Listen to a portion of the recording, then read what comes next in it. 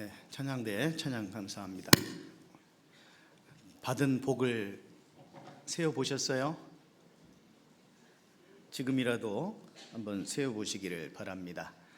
앞뒤 좌우에 계신 귀하신 분들과 반갑게 인사 나눠 보겠습니다. 안녕하세요. 반갑습니다.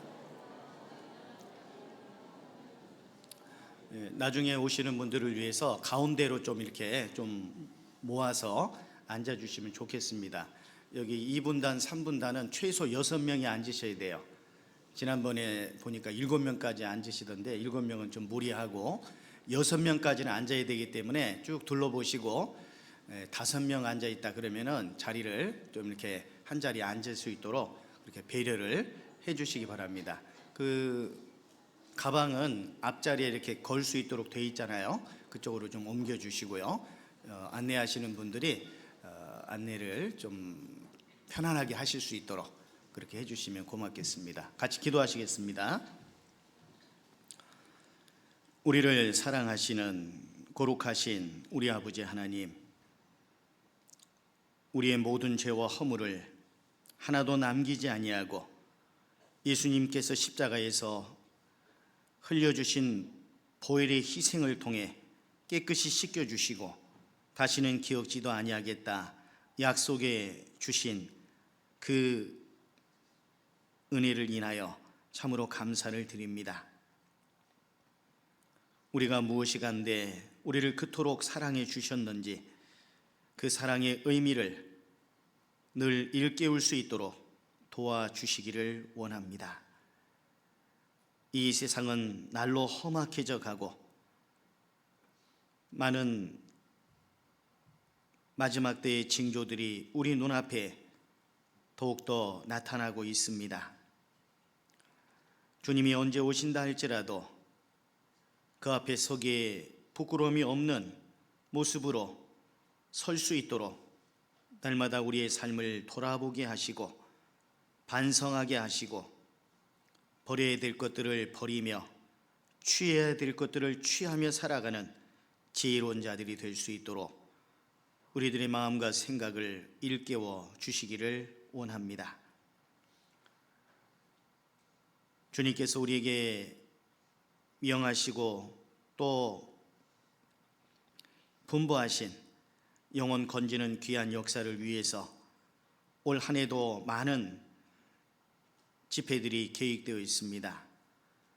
3월 중에 있는 오전 집회와 청년 대학부 집회, 그리고 4월 교구 집회와 또한 대전도 집회 등 많은 일정들이 준비되어 있습니다. 우리들 마음 속에 영혼 건지고자 하는 간절한 마음을 더욱 불러일으켜 주셔서 어떻게 해서든지 그 영혼들을 마귀의 권세 가운데서 건져내고자 하는 간절한 열정을 허락해 주시고 우리의 변화된 삶의 모습을 통해서 주변 사람들에게 그리스도인으로서 향기를 드러내며 끝까지 마귀보다 더 간절하게 매달려서 결국 그 영혼을 건져낼 수 있도록 저희들을 귀히 사용해 주시기를 원합니다. 천하보다 귀한 영혼 건지는 일이 얼마나 소중한 일인지 더욱더 깨닫게 해 주셔서 그 일에 전심전력하는 우리 형제자매님들 될 수 있도록 도와주옵소서. 전 세계적으로 주님의 복음이 힘있게 증거되고 있음에 감사를 드립니다. 선교사님들과 그 가족들을 돌보아 주시고 특별히 저희와 자매기를 맺고 있는 파라과이의 신일선 선교사님 가정, 빨라완의 김종섭 선교사님 가정, 또 독일 퀼른의 왕쿤 목사님 가정 등 여러 선교사님들 그 가정들을 지켜주시고 보호해 주시고 어려움 속에서도 더욱 주님 의지하여 사역을 잘 감당할 수 있도록 도와주시기를 원합니다.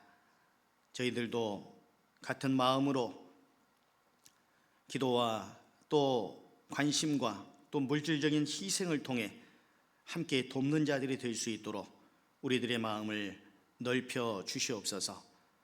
영육간의 어려움 가운데 계신 형제자매님들 일일이 그 형편과 사정을 주님이 살펴주시고 어려움 속에서 빨리 그 어려움을 딛고 말씀 안에서 힘을 얻어 다시금 교제 안에서 살아갈 수 있도록 은혜 베풀어 주시기를 원합니다. 교회가 계획하고 준비하는 많은 일들 가운데 마음을 기울이게 하시고 같은 마음과 같은 사랑과 또 행보를 같이 하여 연합하여 주님의 귀한 선을 이룰 수 있는 우리 형제자매님들 될 수 있도록 도와주옵소서. 오늘도 우리에게 필요한 말씀으로 우리 마음속에 새겨주시기를 원하오며 우리를 너무도 사랑하시는 고마우신 예수 그리스도 이름으로 기도드렸습니다. 아멘. 히브리서 11장을 보겠습니다.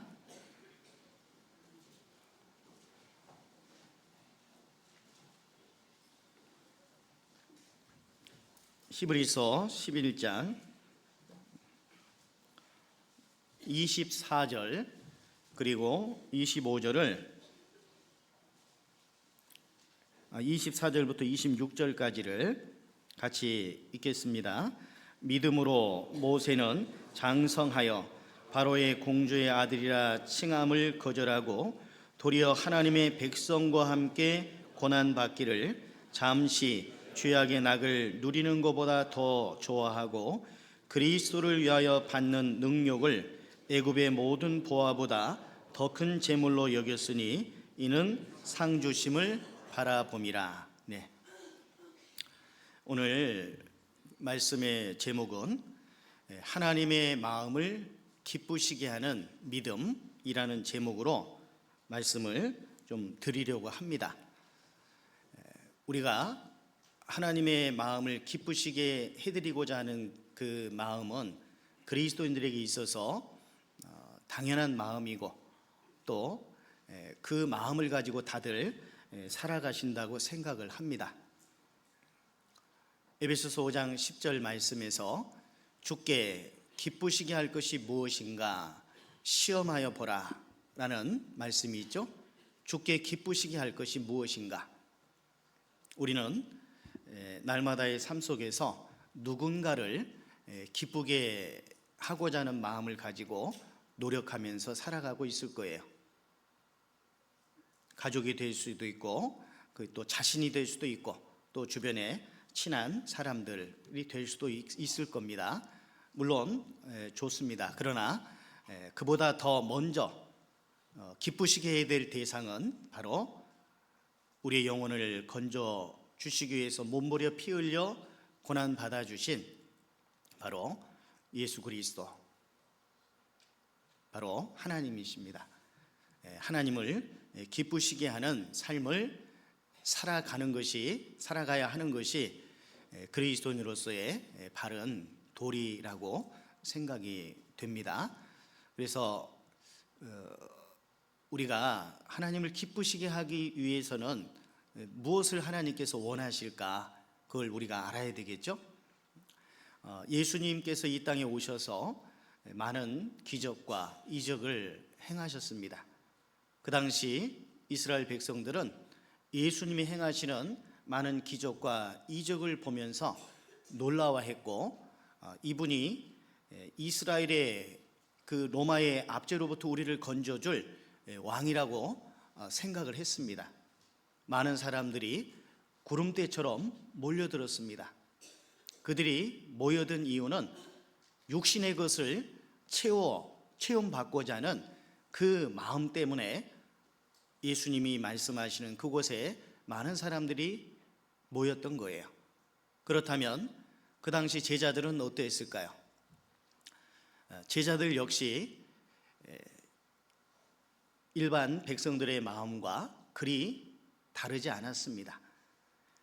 마가복음 10장을 한번 보시면은요, 마가복음 10장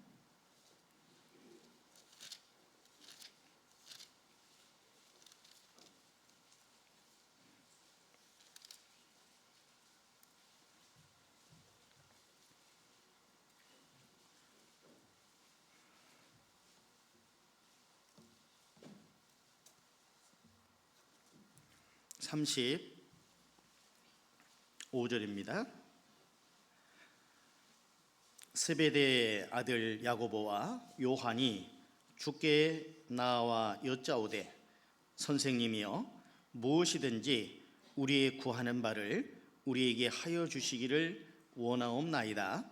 이르시되 너에게 무엇을 하여 주기를 원하느냐 여짜오되 주의 영광 중에서 우리를 하나는 주의 우편에 하나는 좌편에 앉게 하여 주옵소서. 이 당시 예수님의 제자들, 방금 읽은 말씀에서는 세베대의 아들 야고보와 요한이 예수님께 요구하는 내용이 나오죠. 주의 나라가 임하실 때 주의 영광 중에 하나는 주의 우편에 또 하나는 주의 좌편에 앉게 하여 주옵소서. 예수님이 왕이 되실 때 하나는 총리가 또 하나는 비서실장이 되게 해달라는 그 말인 겁니다. 이 말로 인해서 제자들은 그 분이 가득했고 제자들 역시 남은 제자들 역시 마음속에 서로 누가 크냐라고 하는 그 마음이 가득 찼었습니다. 45절에 보시면 저기 41절부터 먼저 보시면 열 제자가 듣고 야고보와 요한이 그렇게 물었기 때문에 나머지 열 제자가 듣고 야고보와 요한에 대하여 분이 여기거늘 이렇게 돼 있죠. 그리고 예수께서 불러다가 이르시되 이방인의 소위 집권자들이 저희를 임으로 주관하고 그 대인들이 저에게 권세를 부리는 줄을 너희가 알거니와 너희 중에는 그렇지 아니하니 너희 중에 누구든지 크고자 하는 자는 너희를 섬기는 자가 되고 너희 중에 누구든지 으뜸이 되고자 하는 자는 모든 사람이 종이 되어야 하리라. 45절 같이 읽겠습니다. 인자에 온 것은 섬김을 받으려 함이 아니라 도리어 섬기려 하고 자기 목숨을 많은 사람의 대속물로 주려 함이니라. 예수님이 정작 이 땅에 오신 것은 섬기기 위해서, 그것도 자기 목숨을 많은 사람의 대속물로 주기 위해 오셨던 건데, 제자들의 마음은, 일반 백성들의 마음은 물론이고 제자들의 마음 또한 서로 누가 크냐 하는 거기에만 집중되어 있었던 거예요. 그런데 예수님의 관심은 어디에 있었을까요? 주님께서 공생의 그 기간 동안에 때로는 책망한 사람들도 있고 때로는 칭찬한 사람들도 있는데, 어떤 사람들을 책망하고 어떤 사람들을 칭찬하셨을까요? 그것은 믿음이 있느냐 없느냐 하는 그 여부에 따라서 믿음이 있는 사람들에 대해서는 칭찬을 아끼지 아니하셨고, 믿음이 없음을 인해서 책망하셨던 그런 일도 있었습니다. 마태복음 14장에 보시면 예수님께서 물 위로 걸어오셨잖아요. 그걸 제자들이 보았습니다. 그 중에 베드로, 만일 주시어든 나를 물 위로 걸어오게 하소서, 이리 오라 하니까 베드로가 정말 배 위에서 그 갈릴리 호수, 바로 배 위에서 내려간 거예요. 어떻게 생각하십니까? 말로는 쉬운데 갈릴리 호수가 어마어마하게 넓고 깊은 바다와도 같은 곳인데 그리로 베드로가 발을 담근 거예요. 그리고 몇 발자국 뛰었어요? 못 뛰었어요? 뛰었잖아요. 찾아봅시다. 마태복음 14장 뛰었는지 안 뛰었는지, 걸음마를 했는지 안 했는지 한번 봅시다. 자, 마태복음 14장 22절에 보시면 예수께서 즉시 제자들을 재촉하사 자기가 무리를 보내는 동안에 배를 타고 앞서 건너편으로 가게 하시고 무리를 보내신 후에 기도하러 따로 산에 올라가시다 저물매 거기 혼자 계시더니 배가 이미 육지에서 술이나 떠나서 바람이 거슬림으로 물결을 인하여 고난을 당하더라. 밤 사경에 예수께서 바다 위로 걸어서 제자들에게 오시니 제자들이 그 바다 위로 걸어오심을 보고 놀라 유령이라 하며 무서워하여 소리 지르거늘 예수께서 즉시 일러 가라사대 안심하라 내니 두려워 말라. 베드로가 대답하여 가로되 주여 만일 주시어든 나를 명하사 물 위로 오라 하소서 한데 오라 하시니 베드로가 배에서 내려 물 위로 걸어서 예수께로 가되 바람을 보고 무서워 빠져가는지라. 방금 29절에서 배에서 내려 물 위로 걸었다고요? 못 걸었다고요? 걸었다고 돼 있죠. 물 위로 걸어서 예수께로 갔습니다. 그런데 바람을 보고 무서워 빠져갔다고 돼 있죠. 소리질러 가로되 주여 나를 구원하소서 하니 예수께서 즉시 손을 내밀어 저를 붙잡으시며 가라사대 같이 읽어보죠. 믿음이 적은 자여 왜 의심하였느냐 하시고. 이 베드로 참 대단한 믿음을 가지고 있지만 믿음이 적다라고 말씀하십니다. 바람을 보고 무서워 빠져가는지라. 바람 보여요 안 보여요? 보이지는 않죠. 바람은 느껴지죠. 그 바람이 샥 불 때 내가 지금 뭐하고 있지? 물 위를 걷는데 빠질 것 같다는 생각이 든 거죠. 주님을 바라보지 못함으로. 그러나 다른 11 제자들에 비하면 베드로의 믿음은 그들의 믿음보다는 컸을 거예요. 그러니 물 위로 어느 정도 걸어갔지 않습니까? 그런데 주님께서는 믿음이 적은 자여 왜 의심하였느냐 라고 말씀하셨습니다. 그런데 반대로 마태복음 8장에 보시면 백부장의 믿음을 보시고는 이스라엘 중에 어떤 사람들의 믿음보다 이만한 믿음을 만나보지 못하였다라고 주님이 말씀하셨죠. 마태복음 8장도 한번 보시겠습니다.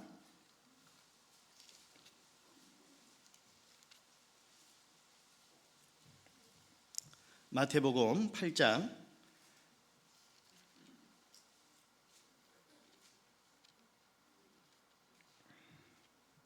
8절입니다.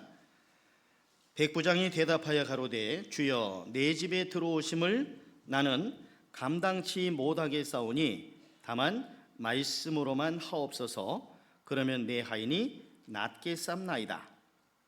나도 남의 수하에 있는 사람이요 내 아래도 군사가 있으니 이더러 가라 하면 가고 저더러 오라 하면 오고 내 종도로 이것을 하라 하면 하나이다.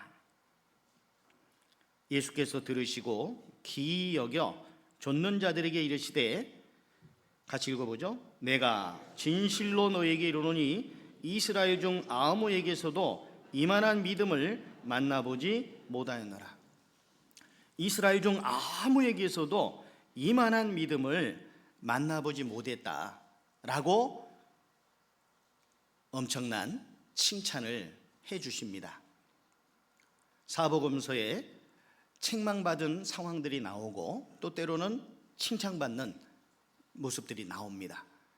마태복음 26장에서는 예수님의 장사를 준비한 그 향유를 부은 그 여인에 대해서 칭찬을 하셨을 뿐만 아니라 복음이 증거되는 어떤 곳에서든지 이 여자의 행한 일도 말하여 저를 기념하게 할 것을 말씀하셨죠. 마태복음 26장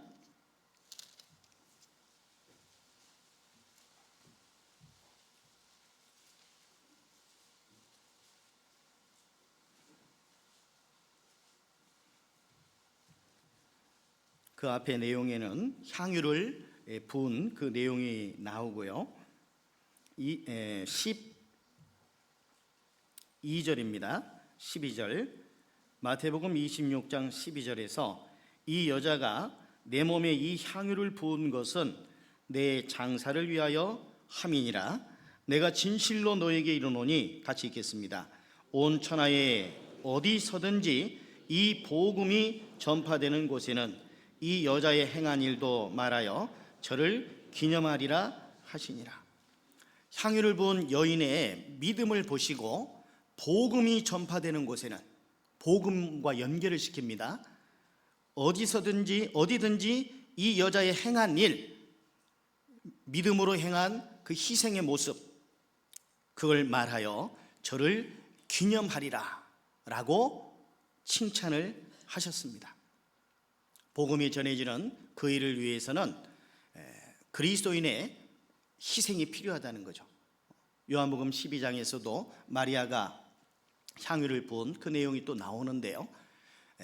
향유를 붓기 위해서는 그 항아리가 깨어져야 되고, 향유라는 것은 아주 가치가 귀한 거죠. 그 향수 그 뭐 몇 미리밖에 안 돼도 아주 비싸지 않습니까? 뭐 샤넬 넘버 5인지 6인지 뭐 있지 않습니까? 그런 거 비싸잖아요. 그런 아주 고급 향유를 한 옥합을 깨서 바쳤어요. 수천만 원 정도 되는 그런 가치입니다. 오늘날의 가치로 따진다면은.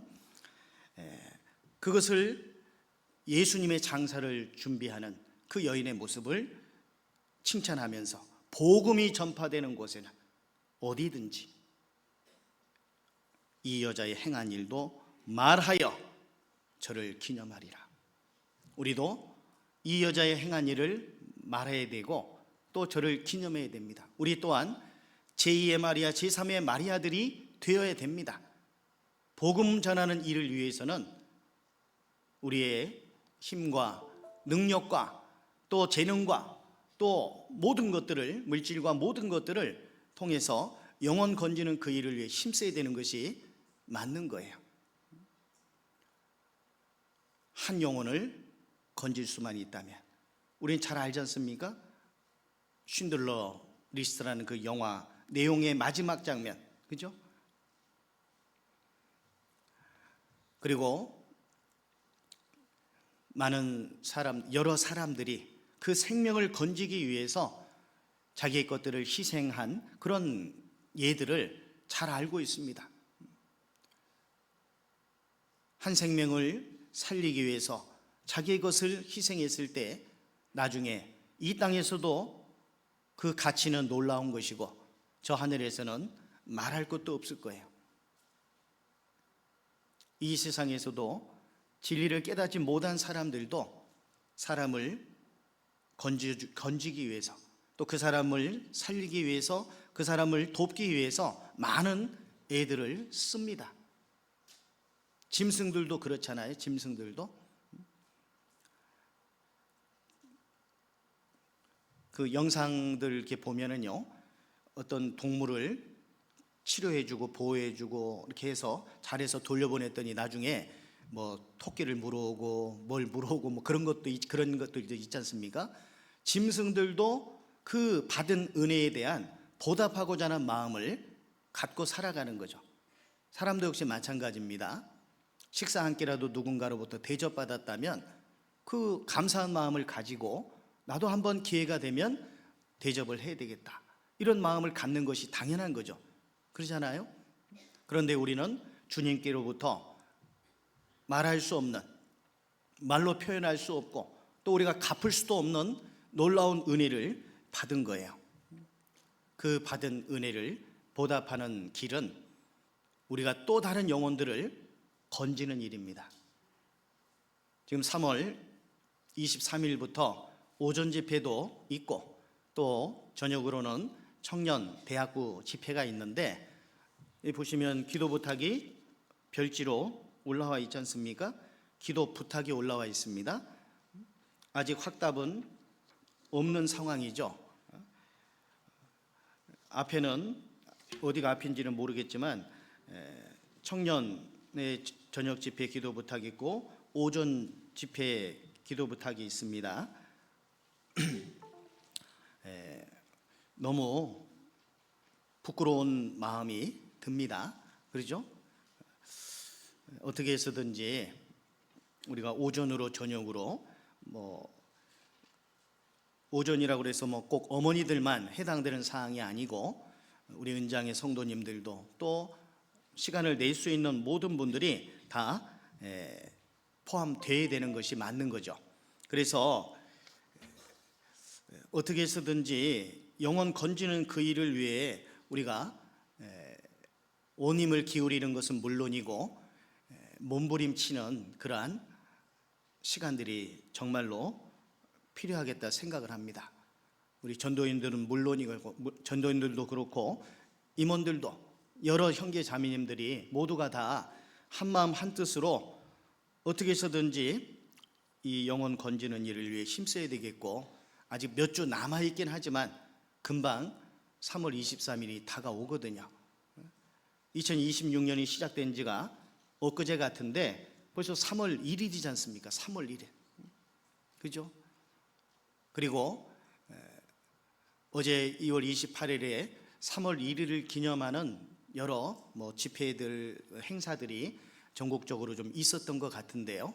제가 뉴스를 자세히 보지는 않았지만 얼핏 보니까 우리 또 3월 1일은 1919년 3월 1일이잖아요. 기민년 3월 1일. 그것이 발단이 돼서 우리가 독립하는데 큰 영향력을 끼친 거지 않습니까?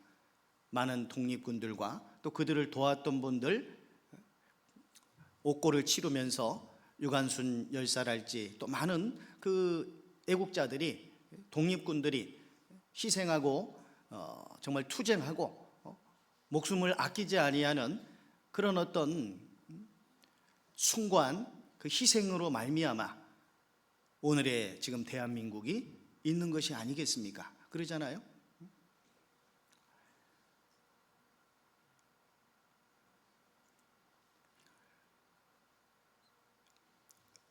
오늘의 우리가 있기까지는, 정말 우리 육신이 있기까지는 그들의 많은 수고와 희생이 있었다는 거 우리가 분명히 압니다. 역사를 통해서 우리는 배워야 되고 일깨워야 되죠. 많은 시간이 흘렀다 해서 100여 년의 시간이 흘렀다고 해서 잊혀져서는 안 되고, 국가를 위해서, 조국을 위해서 정말 그토록 몸버리지 아니하고 몸버리지 않고 또 아끼지 않고 자기 목숨까지 내어 바친 그들의 숭고한 그 희생의 정신을 우리는 분명 기억해야 됩니다. 그리고 감사하는 마음을 가져야 됩니다.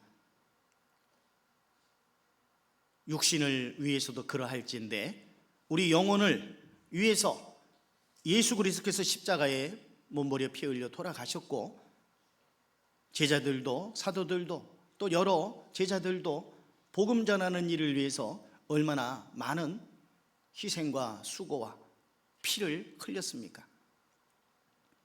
그렇기 때문에 우리에게까지 이 복음이 전해진 거잖아요. 그죠? 우리 또한 릴레이 경주의 마지막 그 주자로서 그 삶을 살아야 되지 않겠습니까? 가끔 유튜브에 이렇게 보면은 정말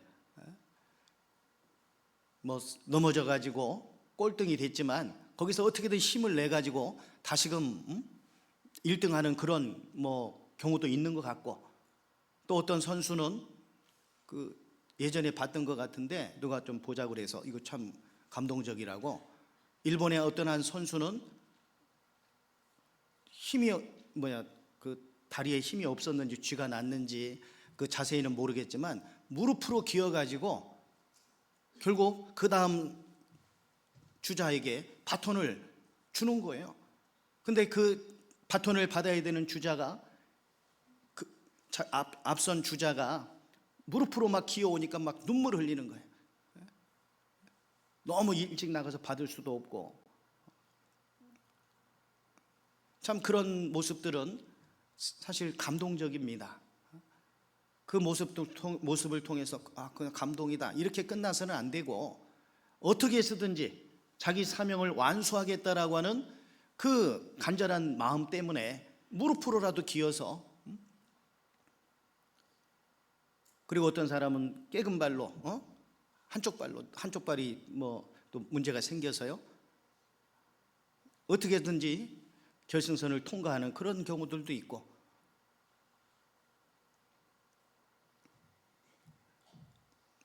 얼마 전에 뭐 올림픽이 끝난 것 같은데, 올림픽에서 금메달 따는 거 쉬운 일은 아닌데, 금메달 따기 위해서 혹은 은메달, 동메달 따기 위해서 얼마나 많은 선수들이 엄청난 고생을 했겠습니까?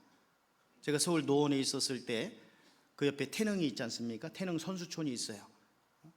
또 노원교회 그 옆에 바로 불암산이 있는데, 그 불암산을 뭐 모래주머니 차고 오르락 내리락 막 부더니 하더라고요. 바위도 타기도 하고 뭐 여러 가지 그런 거 많이 하지 않습니까? 계단 오르기도 막 하고, 뛰기도 하고, 윗몸 일으키기도 하고, 많은 그런 노력들을 통해서 결국은 좋은 결과를 얻고자 하는 거잖아요. 이 세상 사람들도 자기 분야에서 두각을 나타내고 좋은 성적을 거두기 위해서 많은 노력을 합니다. 의사들도 생명을 살리기 위해서 6년 동안 공부하고 또 공부하고, 또 학술지에 뭐 세미나를 위해서 뭘 준비하고 밤을 새워서 연구하고 그렇게 하잖아요. 생명 건지기 위해서. 우리는 천하보다 귀한 영혼 건지는 일을 위해서 부름받은 사람들인데, 그 영혼 건지는 일을 위해서 나태하게 내 개인 시간 내는 것이 아깝다고 생각하지는 않겠지만, 너무 개인적인 용무가 많아서 영혼 건지는 일에 마음을 많이 쏟지 못하고 있지는 않는지 그런 생각을 해보게 됩니다. 마지막 시대의 특징 중에 하나가, 인자가 올 때의 세상에서 믿음을 보겠느냐, 인자가 올 때의 세상에서 믿음을 보겠느냐고 말씀하셨어요. 그 믿음은 구원받는 믿음이 아니라 기어코 약속을 받아내고자 하는 그 믿음, 끝까지 자기의 그 마음의 소원이 원한이 되어서 그 원한이 이루어질 때까지 매달리는, 그리고 결국은 그 원한을 이루어내는 그 믿음을 가진 자들이 적을 걸 말씀한 거죠. 예수님이 이 땅에 오셨을 때 무엇을 보기를 원했습니까? 믿음을 보기를 원했던 거예요. 너에게 겨자씨 하나일 만한 믿음이 있었다면. 우리도 주님이 그토록 관심을 기울이시는 믿음, 거기에 관심을 기울여야 되겠고, 먼저는 나에게 이 믿음의 씨가 심겨진 것이 맞는 것인지 그 생각해 봐야 돼요. 씨가 심겨졌으면 반드시 생명의 활동이 있도록 돼 있어야 되죠. 씨앗이 심겨졌으면 그 씨앗은 결국은 싹이 트고 열매를 맺도록 돼 있는 겁니다. 나의 믿음의 수준은 어느 정도인지, 믿음에 따르는 열매가 얼마만큼 맺혀가고 있는지, 이런 부분들을 끊임없이 점검을 해야 돼요. 너희가 믿음에 있는가, 너희 자신을 시험하고 너희 자신을 확증하라. 주님을 위해서 살고자 하는 마음이 없다, 희생하고자 하는 마음도 없다, 그러면 무언가 씨가 심겨진 것이 맞는지 그것부터 점검을 해봐야 되겠고, 정말 구원받은 것이 틀림없다면, 주님의 놀라우신 그 은혜로 내가 구원받은 것이 틀림없다면, 주님을 위해 살고자 하는 그 마음 있어야 되는 것이 당연한 거잖아요. 우리의 남은 시간이 그리 많지는 않잖아요. 그죠? 그리 많이 남아있는 것은 아닙니다. 그러잖아요. 어제도 뉴스를 잠깐 보니까 미국과 이스라엘이 이란의 수도 테헤란을 공격했습니다. 미사일 공격을. 또 이란도 이스라엘을, 미국까지는 도달할 수가 없으니까 이스라엘의 또 미사일을 또 드론 공격인가요? 이렇게 한 것 같아요. 지금 일촉즉발의 위기 상황입니다. 항상 중동은 그 화약고라고 할 수 있는 곳이지만은 지금 더욱더 그러한 상황 가운데 있습니다. 모든 일들은 성경에 이미 예언된 말씀대로 그 하나님 미리 보신 그 역사대로 흘러가고 있는 것이 틀림이 없잖아요. 그죠? 그리고 우리는 분명 마지막 시대를 살고 있는 것도 틀림이 없습니다. 그런데도 불구하고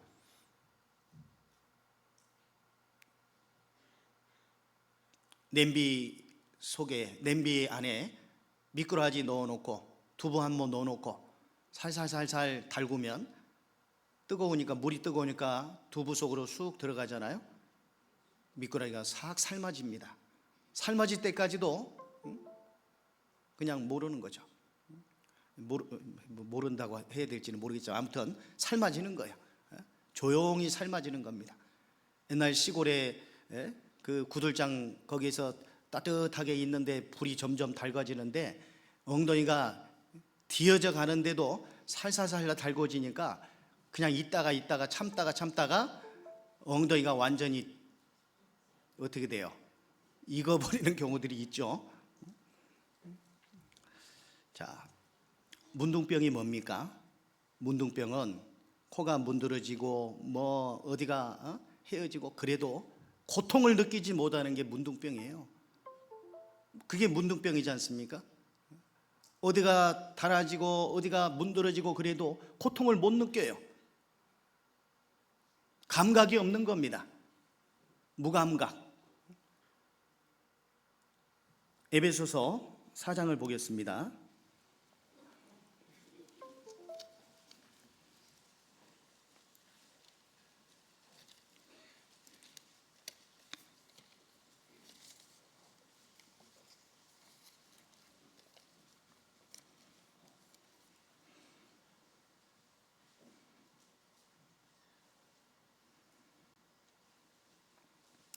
에베소서 4장 17절입니다. 그러므로 내가 이것을 말하며 주 안에서 증거하노니 이제부터는 이방인이 그 마음에 허망한 것으로 행함같이 너희는 행하지 말라. 저희 총명이 어두워지고 저희 가운데 있는 무지함과 저희 마음이 굳어짐으로 말미암아 하나님의 생명에서 떠나 있도다. 저희가 감각 없는 자 되어 자신을 방탕에 방임하여 모든 더러운 것을 욕심으로 행하되 오직 너희는 그리스도를 이같이 배우지 아니하였느니라. 세상 사람들은 그렇게 살아간다 할지라도 그리스도인들은 그런 삶을 살아서는 안 되는데 그리스도인들 가운데에도 감각 없는 자 되어 방탕에 방임하여 모든 더러운 것을 욕심으로 행하는 자들이 혹 있을 수 있다는 겁니다.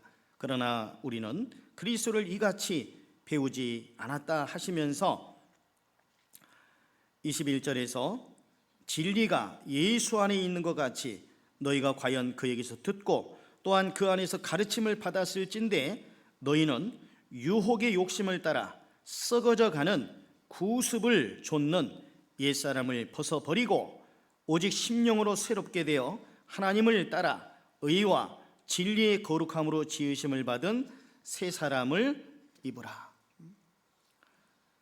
옛사람을 벗어버리고 구습을 좇는 썩어져가는 구습, 옛날 습관들, 주님하고 상관없는 그런 습관들 있지 않습니까? 취미생활들, 합당치 못한 취미생활들, 그런 것들 벗어버리고 새 사람을 입으라 라고 말씀하십니다. 자, 그래서 아까 읽었던 본문 말씀 다시 한번 보시겠습니다. 히브리서 11장. 히브리서 11장은 믿음장이라고 하죠. 여기에 많은 믿음의 사람들의 내용이 나와 있습니다.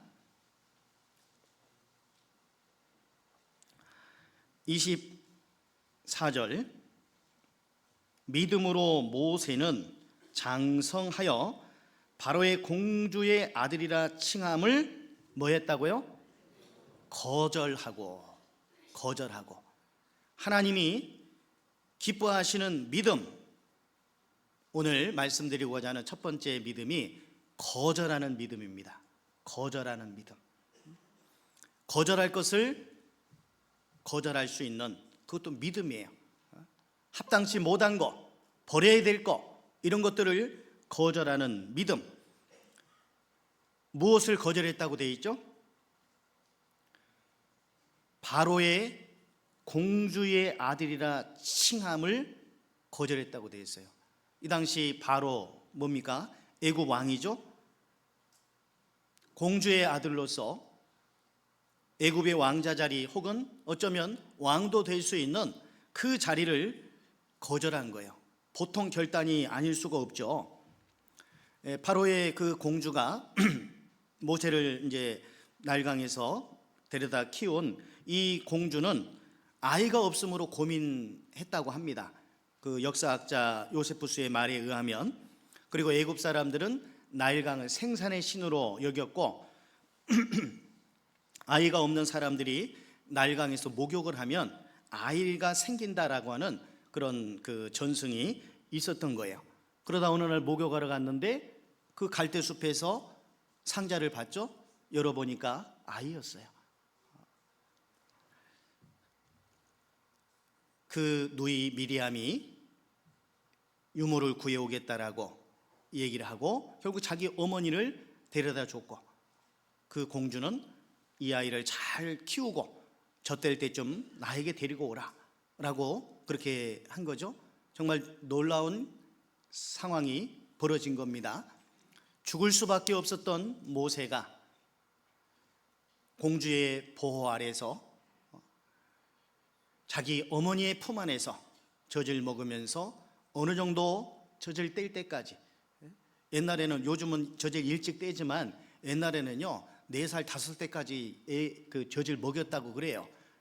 양분도 없지만 일단은 먹인 것 같아요, 옛날에는.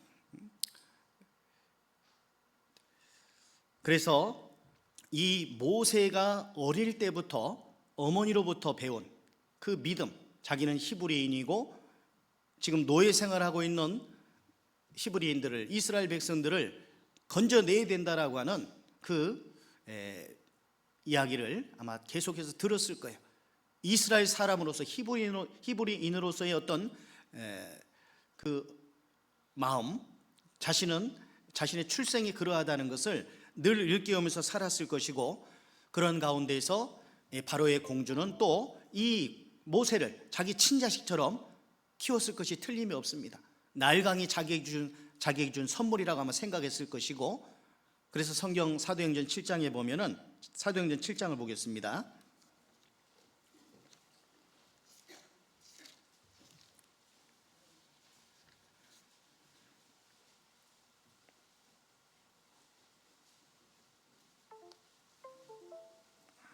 사도행전 7장 22절,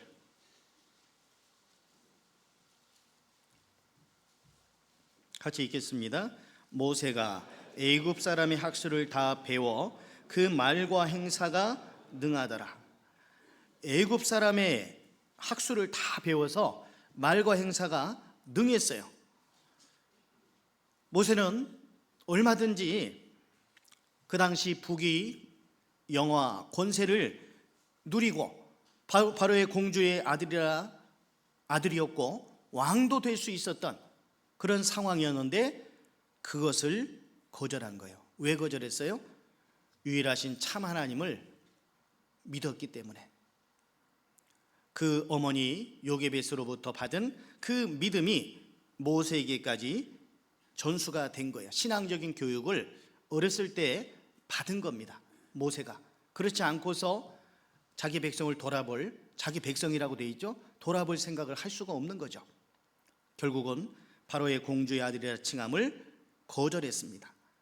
히브리서 11장 23절에 보면 이 모세가 믿음이 있다고, 믿음으로 그렇게 행했다라고 말씀하셨는데, 그 전에 모세의 어머니 요게벳에 대한 부분도 말씀을 합니다. 히브리서 11장 23절 같이 읽겠습니다. 믿음으로 모세가 낳았을 때에 그 부모가 아름다운 아이임을 보고 석 달 동안 숨겨 임금의 명령을 무서워 아니하였으며, 이 당시 애굽의 왕은 그야말로 바로 법 자체입니다. 그런데 그 애굽 왕의 그 권세와 어떤 그 힘과 어떤 그런 거 앞에 주눅들지 않고 임금의 명령을 무서워 아니한 거예요. 모세가 낳았을 때 그 산파들 시브라와 부하도 역시 애굽 왕의 명령보다 하나님을 더 두려워했다고 되어 있죠.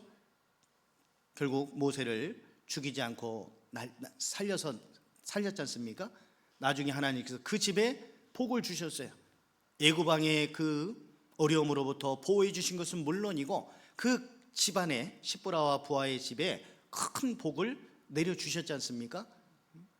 거절할 것을 거절하는 그 믿음, 세상 부귀영화 권세, 그걸 포기해 버리고 믿음으로 행했을 때 나중에 어떤 결과가 주어졌습니까? 그거에 대해서는 좀 이따 살펴보겠는데, 믿음이라고 하는 것은 거절할 것을 거절하는 힘이 있는 거예요. 어떤 일에 있어서 머뭇거리지 않게 하고 주저하지 않게 하고 노라고 말해야 될 때 노라고 말할 수 있는 그런 사람, 하나님 앞에 쓰임 받았던 사람들은 한결같이 거절할 것을 거절한 사람들임을 잊어서는 안 돼요. 포기해야 될 걸 포기하고 버려야 될 것들을 버리고 그리고 취해야 될 것들을 취할 줄 아는 그런 사람들이었던 겁니다. 그 중에 대표적인 사람이 또 요셉이라고도 말할 수 있어요. 몇 사람 대표적인 사람들 좀 말씀을 드리겠는데요. 창세기 39장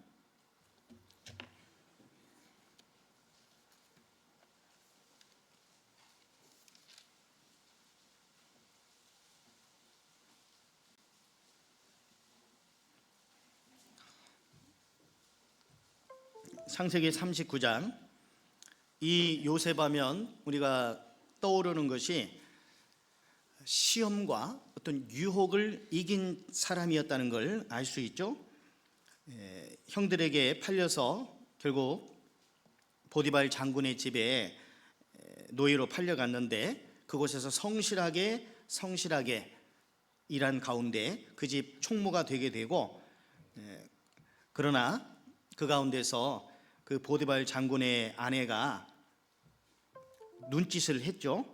자, 여기 39장 7절에 보면 그 후에 그 주인의 처가 요셉에게 뭐 하다가, 이 상황을 한번 잘 그려봐봐요. 눈짓을 어떻게 했을까? 눈짓하다가 동침하기를 청하니, 여 주인이 경호 실장의 부인이 어떻게 보면 노예인데 노예 청년 요셉에게 눈짓도 하고 눈짓만 해서 안 되니까 더 적극적으로 동침하기를 청했어요. 이 당시 그 장군들의 아내는 좀 미모가 좀 출중했겠죠. 이 보디발 장군의 아내 이름은 나와 있지 않지만 아마 그녀도 아마 미모가 좀 대단했었을 거라고 생각을 합니다. 그리고 요셉은 젊은 피가 끓고 있는 그 청년의 때 아니에요. 그런데 이 마귀가 이 요셉을 넘어뜨리기 위해서 그 미모의 여인이 그 어떤 자기는 또 집 주인이고 여주인이고 눈짓도 하고 계속 하는데 반응이 없으니까 더 적극적으로 동참하자 이렇게 청한 거예요. 몇 번 청했는지 모르겠어요. 그런데 자, 여기 보면 10절에 보면 여인이 어떻게 해요?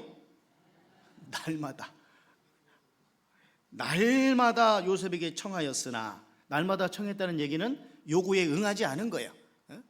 날마다 눈짓도 계속하고 동침도 하자고 얘기도 하고 하는데 날마다 하는데 요셉이 이를 듣지 않고 동침하지 아니할 뿐더러 함께 있지도 아니하니라. 이게 요셉의 지혜죠. 죄를 피하는 지혜. 죄는 대항하는 것이 아니라 피해야 하는 거예요. 근데 여기 뒤에 보면은 결국 아무리 해도 안 되니까 그 사람들 눈이 있어서 그런가 이렇게 이 여주인이 생각하고 자기가 꾀를 내 가지고 이렇게 했죠. 자, 11절에 보면 그러할 때 요셉이 시무하러 그 집에 들어갔더니 그 집 사람은 하나도 거기 없었더라. 이상하지 않아요? 그죠?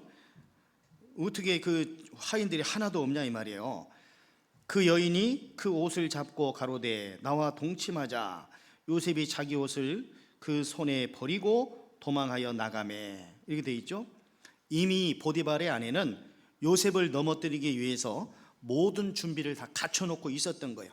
요셉의 양심에 조금의 자유를 주기 위해서 그 하인들 다 어디로 보낸 거예요. 잠깐 휴식을 줬는지 어쩐지. 그래서 사단이 이런 괴계를 꾀하는데 아무도 보는 이 없을지라도 하나님은 다 지켜보고 계시죠. 여기에서 이 요셉은 유혹받을 때 도망갔습니다. 어찌 큰 악을 행하여 하나님 앞에 득죄하리이까? 사람들은 보지 않을지라도 하나님은 보시고 계신다는 것을 요셉은 알았던 겁니다. 요셉은 이런 가운데서 한번 좀 생각을 해볼까? 망설였습니까? 뭔가 주저했습니까? 두 마음을 품었을까요? 아니에요. 오직 내가 이 큰 악을 하나님 앞에 행할 수 없다. 내가 어찌 하나님 앞에 득죄하리이까? 단호히 거절한 거예요. 만약에 요셉이 이 시험에서 졌다면 그의 인생은 180도 달라졌겠죠. 요셉은 원칙 중심의 삶을 살았어요. 원칙, 하나님의 말씀. 그 누구도 원칙을 이길 수는 없는 거예요. 그 바다에서 큰 군함이 이제 쫙 가고 있는데 앞에 불빛이 있는데 조그만 불빛이 쫙 비춰오는 거예요. 그래서 나는 어떤 군함이니까 빨리 피하라고 하니까 그쪽에서 당신이 피하라고 그러는 겁니다. 나는 군함이라니까 또 피해. 그러니까 계속 안 피하고 있는 거예요. 왜 안 피하냐 그랬더니 저는 등대입니다. 군함이 피해 가야 되죠. 등대가 어디로 갈 수는 없잖아요. 하나님이 명백히 금하신 것은 금해야 되는 거예요. 절대 행하면 안 되는 거예요. 말씀을 어기면서 잘 될 것이라고 생각하는 것은 너무도 큰 착각인 겁니다. 우리는 원칙을 지키는 삶을 살아야 돼요. 원칙을 지키는 삶을. 그래서 이 또 성경 다니엘서 1장을 보겠습니다. 다니엘서 1장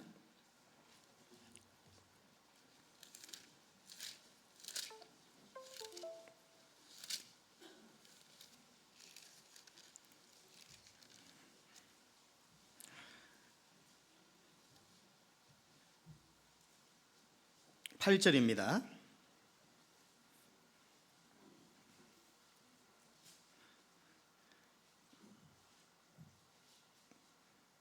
다니엘은 뜻을 정하여 왕의 진미와 그의 마시는 포도주로 자기를 더럽히지 아니하리라 하고 자기를 더럽히지 않게 하기를 환관장에게 구하니.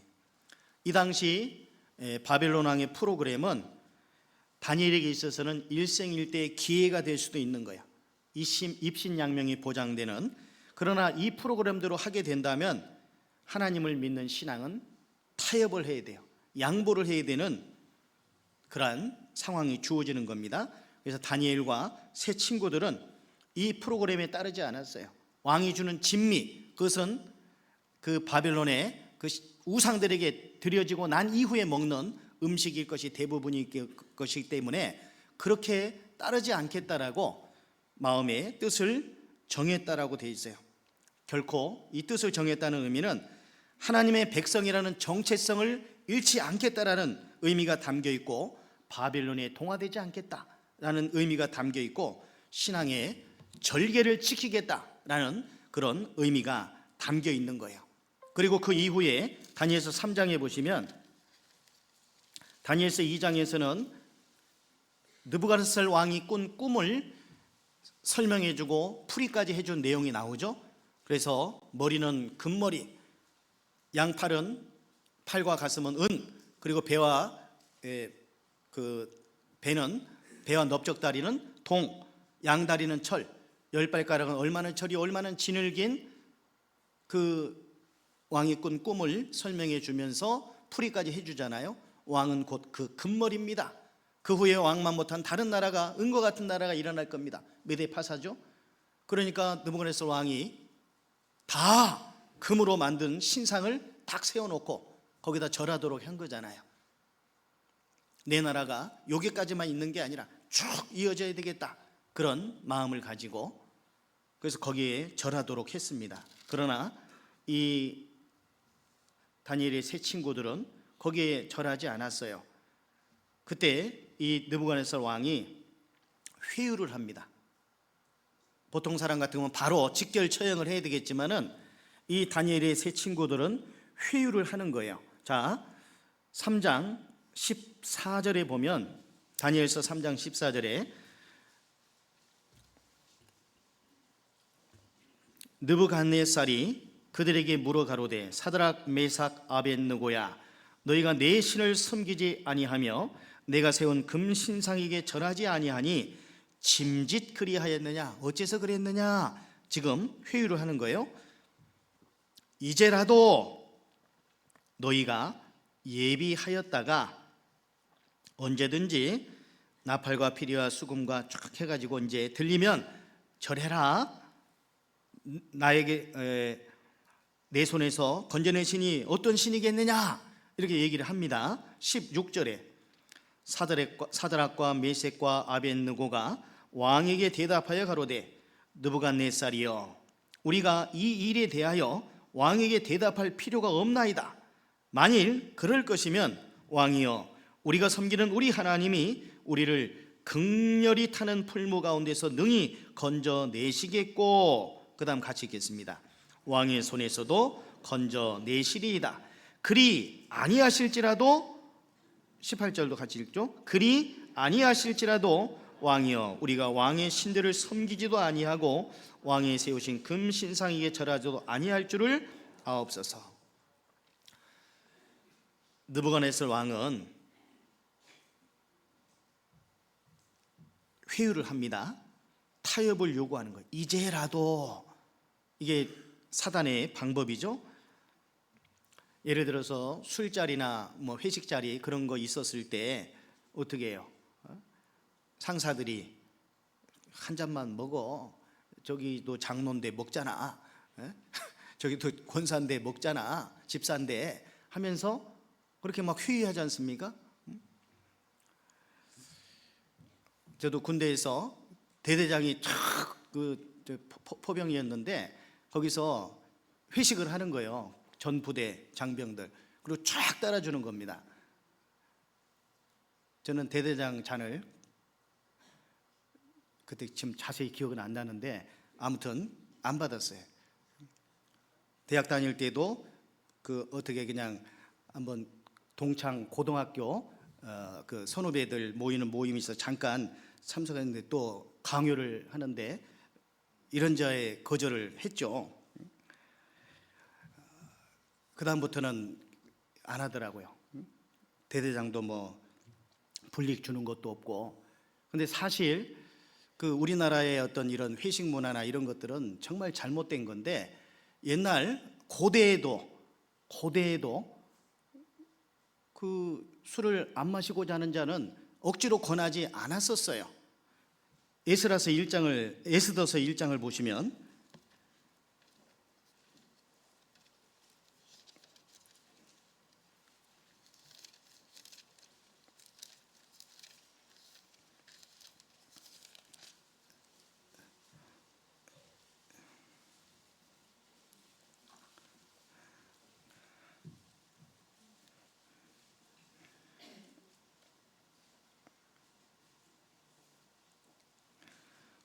아하수에로 왕이 이제 연회를 배설하고 180일 동안이나 그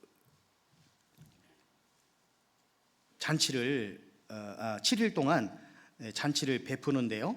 여기 5절에 보면 이날이 다함에, 에스더서 1장입니다. 이날이 다음에 왕이 또 도성 수산 대소 인민을 위하여 왕궁 후원들에서 7일 동안 잔치를 베풀세, 이렇게 되어 있고요. 7절 금잔으로 마시게 하니 잔의 식양이 각기 다르고 왕의 풍부한 대로 어주가 한이 없으며, 8절은 같이 읽어볼까요? 마시는 것도 규모가 있어 사람으로 억지로 하지 않게 하니 이는 왕이 모든 국내 대신에게 명하여 각 사람으로 마음대로 하게 함이더라.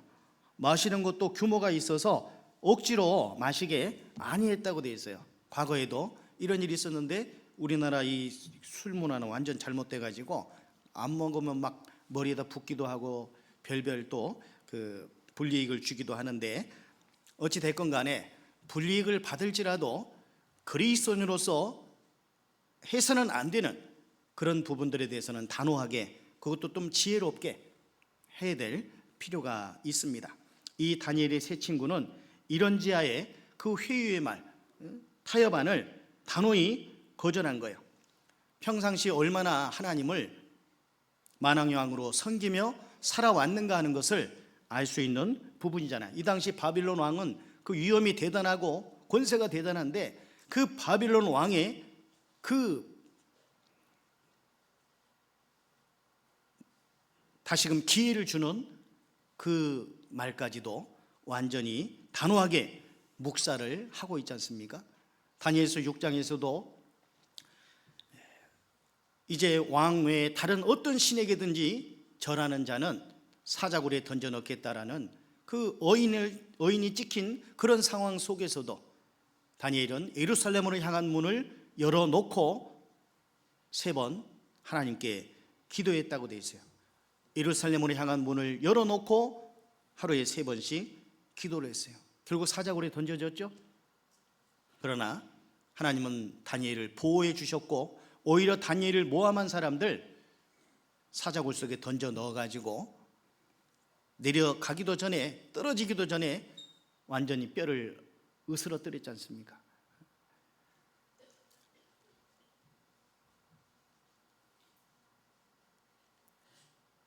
선과 거짓 사이에서 무엇을 선택해야 될 것인가, 그걸 우리가 생각해야 돼요. 거절할 것은 반드시 당연히 거절하는 삶을 살아야 됩니다.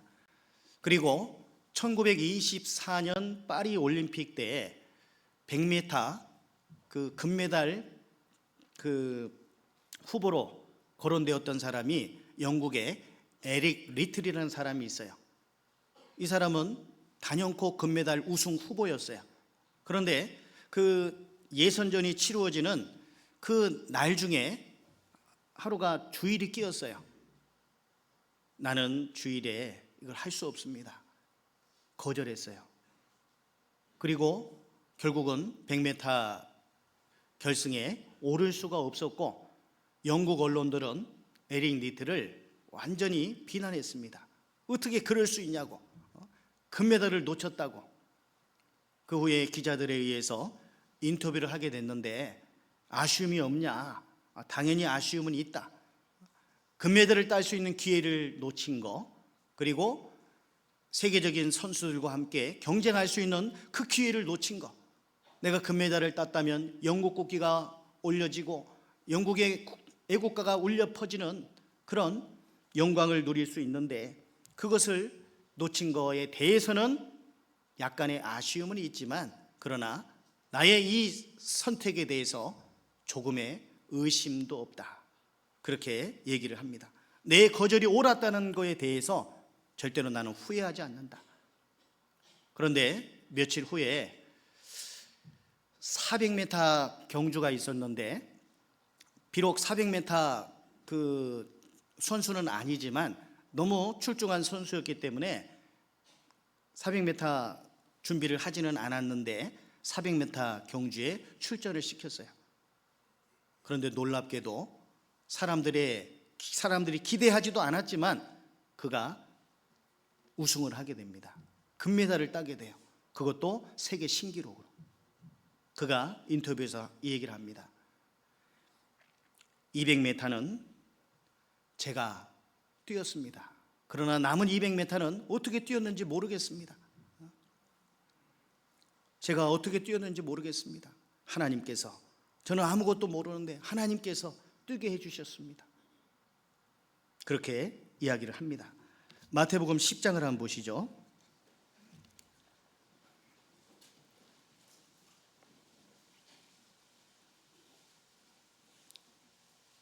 32절.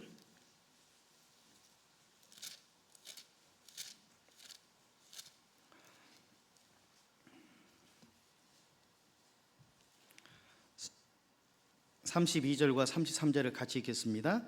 누구든지 사람 앞에서 나를 시인하면 나도 하늘에 계신 내 아버지 앞에서 저를 시인할 것이요 누구든지 사람 앞에서 나를 부인하면 나도 하늘에 계신 내 아버지 앞에서 저를 부인하리라. 거절할 것을 거절하는 것이 신앙인의 믿음입니다. 내가 하나님의 사람으로, 또 믿음을 가진 사람으로서 예스와 노의 한계를 분명히 할 때 하나님 그걸 기뻐하셔요. 받아들일 건 받아들이고 말씀적으로 합당하지 않는 것은 거절할 것을 거절할 수 있는 그 예스와 노의 한계를 분명히 하면서 살아가는 거, 그걸 하나님이 원하시는 거예요. 그리고 내가 거절할 때 혹 내게 손해가 있지 않을까? 하나님은 손해가 아닌 더 좋은 것으로 갚아주신다는 것을 우리는 기억해야 됩니다. 그래서 하나님이 기뻐하시는, 하나님 마음에 기뻐하시는 그 믿음, 첫 번째 것을 무슨 믿음이라고 그랬어요? 무슨 믿음? 방금까지 얘기했는데 거절하는 믿음. 자, 그렇다면 두 번째 믿음은 뭘까요? 그냥 거절하는 것으로 끝나는 것이 아니라 거절할 것을 거절하고 더 좋은 것을 선택하는 그 믿음이 필요한 거예요. 그래서 거절하는 것은 어떻게 보면 조금은 소극적인 의미에서의 믿음이라면, 소극적이지는 않지만 선택하는 그 믿음은 더 적극적인 믿음이다, 이렇게 말할 수가 있습니다. 아까 모세에 대해서 살펴봤는데, 모세는 단순히 바로의 공주의 아들이라 칭함을, 그것을 거절하는 것만이 다가 아니었던 거예요. 더 좋은 것을 선택하고자 했던 겁니다. 히브리서 11장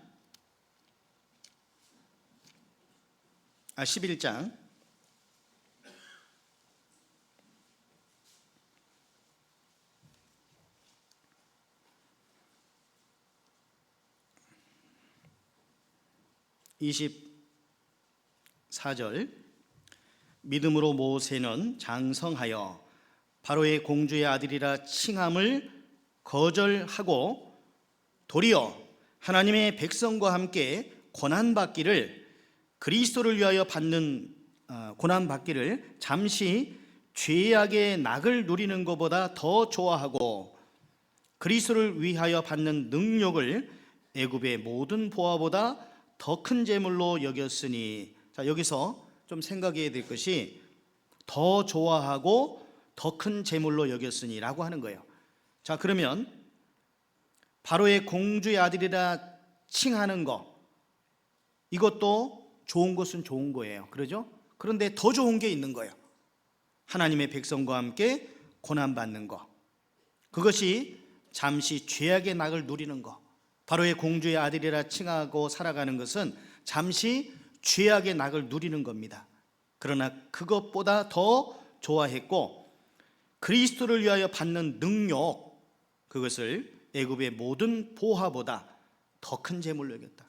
애굽의 보화도 재물은 되지만 그것은 이 세상 것으로 끝나는 것이고, 그리스도를 위하여 받는 능력은 없어지지 않는 재물이라는 거죠. 없어지지 않는. 그래서 믿음이라는 건 거절만이 전부가 아니고, 믿음의 절정은 거절한 뒤에 더 좋은 것을 선택하는 거예요.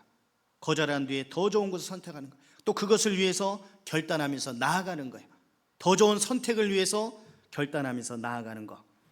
그래서 하나님께서는 이 모세의 거절과 함께 그의 탁월한 선택, 더 좋은 선택을 강조하고 있습니다. 하나님의 백성과 함께 고난받는 것, 고난, 그리고 그리스도를 위하여 받는 능력, 이것이 잠시 죄악의 낙을 누리는 것, 애굽의 모든 보화, 이것보다 더 좋고 더 큰 재물로 여겼는데 26절에 보면 이는 상주심을 바라봄이라. 상주심을 바라보는 선택이었다는 거예요. 상주심을 바라보는 선택.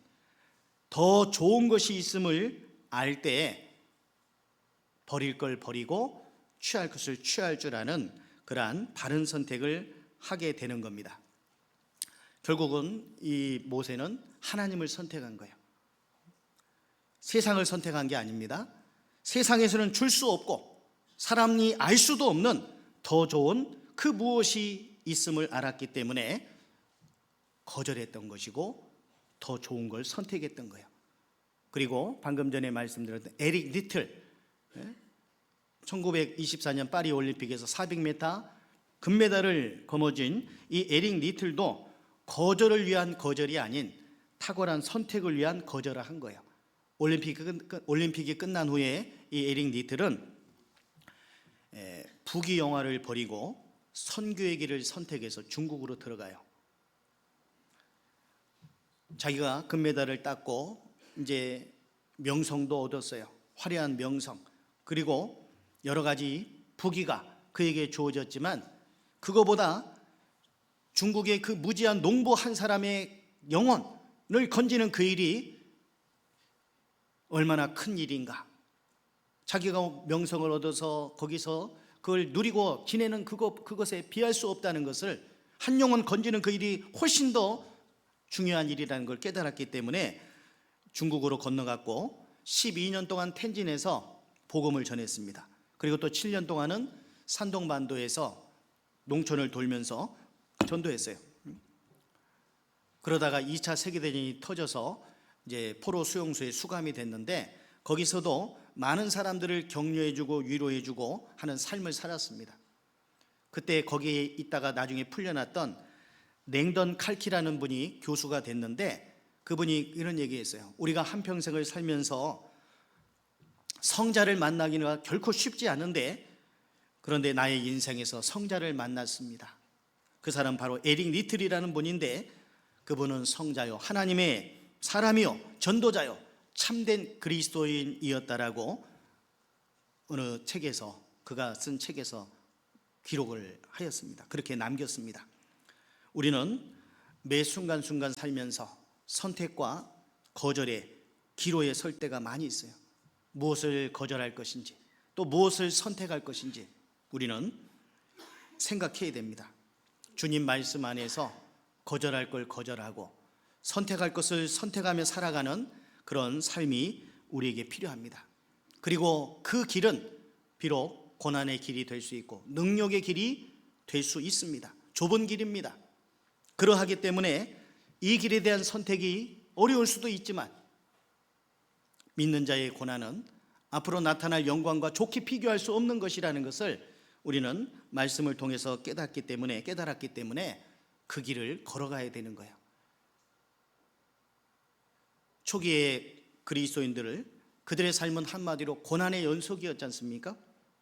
하루도 편할 날이 없었습니다. 많은 믿음의 선진들이 복음 때문에, 복음을 전하는 것 때문에 감옥에 갇히기도 하고 매도 맞고 많은 핍박을 받았어요. 그런 가운데서 굴하지 않고 그 믿음을 잃지 않고 거절할 걸 거절하고 선택할 걸 선택하는 삶을 살아오셨기 때문에 오늘날 우리에게까지 이 복음이 전해졌고, 또 우리도 또한 마지막 릴레이 경주의 계주의 마지막 주자로서 그 삶을 살아야 되는 겁니다. 많은 믿음의 선지인들이 걸어갔던 그 길에는 세상이 줄 수 없고 세상 사람들이 알 수도 없는 더 좋은 그 무엇이 있음을 알았기 때문에 그 길을 갔던 거예요. 자, 우리도 그 길을 가야 됩니다. 모세는 더 좋은 것을 얻기 위해서 그 당시 많은 부귀 영화와 이런 것들을 버릴 수 있었던 겁니다. 우리는 하나님의 말씀을 통해서 더 좋은 것을 위해서 거절할 걸 거절하고 버릴 것을 버릴 줄 아는 그러한 믿음의 삶을 살아야 되겠습니다. 다른 말씀, 그러하여도의 믿음도 있고 또 용서하는 믿음도 있고 또 기다리는 믿음도 있고 여러 가지 많은 믿음들이 있습니다. 이런 것들은 또 나중에 여러 믿음의 선진들의 모습들을 통해서 살펴보도록 하겠고, 오늘은 하나님의 마음에 기뻐하시는 믿음 두 가지를 말씀드렸어요. 첫 번째 믿음 무슨 믿음이에요? 거절하는 믿음. 두 번째 믿음 선택하는 믿음. 거절할 걸 잘 거절하고 선택할 걸 잘 선택하는 사람이 신앙생활을 잘할 수 있는 거예요. 신앙생활 잘하고 싶죠? 그렇다면 내 삶 속에서 거절해야 될 건 무엇인가? 버려야 될 것은 무엇인가? 그리고 취해야 될 것, 선택해야 될 것이 무엇인가 하는 것을 올바로 분별해서 그 길을 걸어가는 우리 형제자매님들이 되셨으면 좋겠습니다. 같이 기도하겠습니다. 거룩하신 하나님 아버지, 주님의 보배로운 피로 우리를 구원해 주신 크신 은혜 감사드립니다. 우리의 남은 생애가 주님 앞에 아름답고 주님이 인정해 주실 수 있는 그런 삶을 살기를 원합니다. 우리 형제자매님들 한 분 한 분 그 마음과 생각 살펴주시고 주님의 영광을 위해서 남은 생에 희생하며 헌신하며 살 수 있는 지혜와 능력을 허락해 주옵소서. 앞으로 계획된 여러 집회들 위해서 간절히 기도하며 준비하는 우리 모두가 될 수 있도록 도와주시고 우리를 통해서 귀한 역사를 계속해서 나타내 주옵소서. 주 예수 그리스도 이름으로 기도드렸습니다. 아멘. 찬송 515